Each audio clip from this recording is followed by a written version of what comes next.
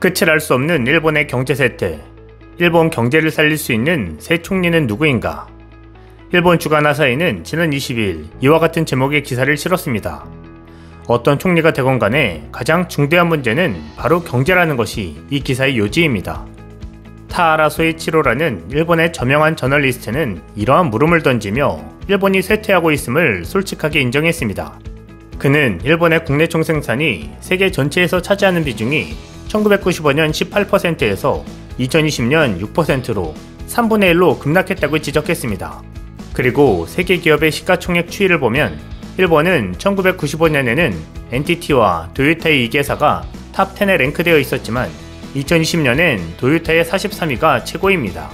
스위스의 비즈니스 스쿨 IMD가 국가별 경쟁력을 평가한 2021년판 세계 국가 경쟁력 랭킹에 의하면 세계 주요 64개국 중 일본은 31위로 동아시아 국가 중에서도 한국, 싱가포르, 홍콩, 대만, 중국을 밑돌아 25위인 말레이시아, 28위인 태국보다도 낮은 평가를 받고 있습니다.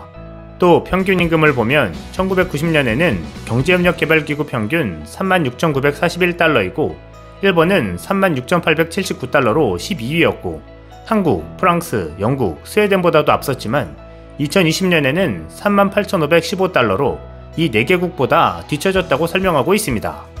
그리고 OECD 보고서에 따르면 2017년 초등교육부터 고등교육까지의 공적 지출이 GDP 대비 2.86%로 비교 가능한 38개국 중 37위로 꼴찌에서 두 번째로 나타났습니다. 한국, 미국, 영국, 독일은 물론이고 일본보다 아래는 아일랜드밖에 없다는 것입니다. 이렇게 일본 경제가 쇠퇴한 데는 몇 가지 원인이 작용했다고 봤습니다.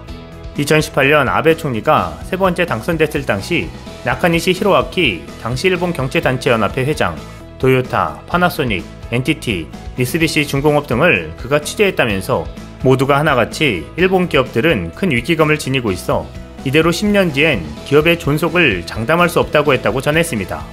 이에 아베 총리는 신뢰하던 니시무라 야스토시를 담당 장관으로 임명하며 일본 산업구조를 근본적으로 개혁하기 위한 프로젝트를 출범시켰습니다. 자민당의 국회의원과 경제산업성, 재무성, 법무성 등의 중견 관료들로 결성되었지만 아베 내각은 도중에 끝나버렸다고 말했습니다. 그러면서 차기 총리들은 하나같이 경제 문제를 심각하게 받아들이지 않고 있다고 지적합니다. 오히려 영토 문제와 같은 극우 프레임에 빠져 일본을 망치고 있다는 것입니다. 실제 일본 자민당 총재 후보들이 한국과 관련된 주요 현안에 대한 망언을 쏟아내고 있습니다.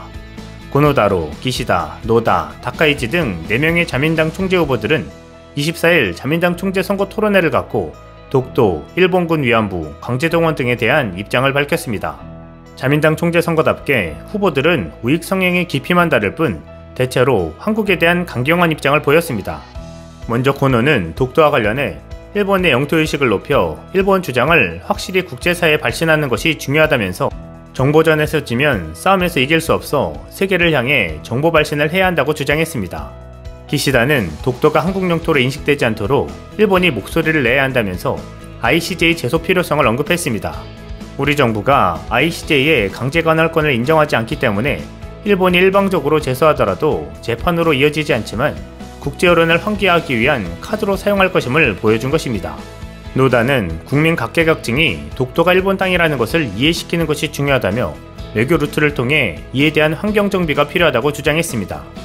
아베의 지지를 받으며 가장 극우 색채를 띠는 다카이치는 이날 독도에 대한 망언을 쏟아냈습니다. 그는 다케시마의 날 기념식에 정무관보다 더 높은 레벨의 정부 관계자가 확실히 출석해야 하는 것과 한국 측이 더 이상 구조물을 만들지 않도록 하기 위한 대응이 필요하다고 강조했습니다. 일본의 역대급 망언 목록에 오를 정도의 정신나간 발언입니다. 이는 한국이 실효적으로 지배하는 독도에 추가 구조물을 설치하는 것을 막을 수단이 일본 정부에는 없음에도 이런 발언을 한 것은 지지층을 결집하려는 의도로 풀이되고 있습니다. 다카이치의 망언은 이뿐만이 아닙니다. 그는 26일 다른 후보들과 함께 후지TV 방송에 출연해 총리가 되더라도 야스쿠니 신사를 참배하겠다는 뜻을 밝혔습니다. 다카이치는 그 이유로 형을 집행받은 분은 그 형벌을 마쳤기 때문에 죄인이 아니다. 그렇기 때문에 나는 참배를 하고 싶다고 말했습니다. 이 무슨 뚱딴지 같은 액수소리일까요? 셀 수 없는 인명피해를 일으키고 이젠 죄인이 아니라는 헛소리에 기가 찰 따름입니다. 4명의 후보는 위안부나 강제동원 문제와 관련해서도 입장을 밝혔습니다. 고노는 세계 여러 곳에서 한국의 선전에 주의 깊게 대응해야 한다며 한국과의 정보전에서 지지 않도록 확실한 정보를 계속 발신하겠다고 말했습니다. 기시다는 1965년 한일 청구권협정과 2015년 한일 위안부 합의를 거론하며 한국 측이 확실히 국제적 약속을 이행하도록 의연하게 요구하지 않으면 안 된다고 주장했습니다. 다카이치는 일제의 강제동원에 대해 제2차 세계대전 시점에서 국제적으로 이론이 없는 이란 평화조약이 있어서 같은 일본인으로서 전쟁 중에 활동했다며 문제될 것이 없다는 우익 논리를 강조했습니다. 이렇게 정신나간 소리를 하는 인물들이 일본의 차기 총리감으로 꼽히고 있습니다. 이런 망언에 한국에서도 목소리를 냈습니다.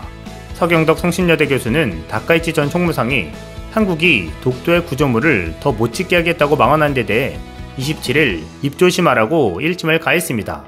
서 교수는 이날 SNS에서 다카이치 사내의 전 총무상이 또 망언했다며 일본 정부는 한국이 현재 실효적으로 지배하고 있는 독도에 추가 구조물을 설치하는 것을 막을 방법이 전혀 없다고 말했습니다. 서 교수는 29일 자민당 총재 선거를 앞두고 극우 지지층을 결집하려는 의도로 망언을 했다고 해석되지만 남의 나라 영토를 자신이 어떻게 하겠다고 하는 말은 너무나 예의 없고 무례한 짓이라고 주장했습니다. 그러면서 이분이 차기 일본 총리가 된다면 제일 먼저 독도로 달려가 구조물 하나를 설치해 봐야겠다고 생각했다며 아무리 발버둥 쳐도 일본 총리가 막을 수 없다는 것을 세계인들에게 보여준다면 아주 의미 있는 일이 될 것이라고 말했습니다. 서 교수는 다카이치 전 총무상, 입을 조심하세요. 나중에 큰 화를 부를 수 있습니다 라고 경고했습니다.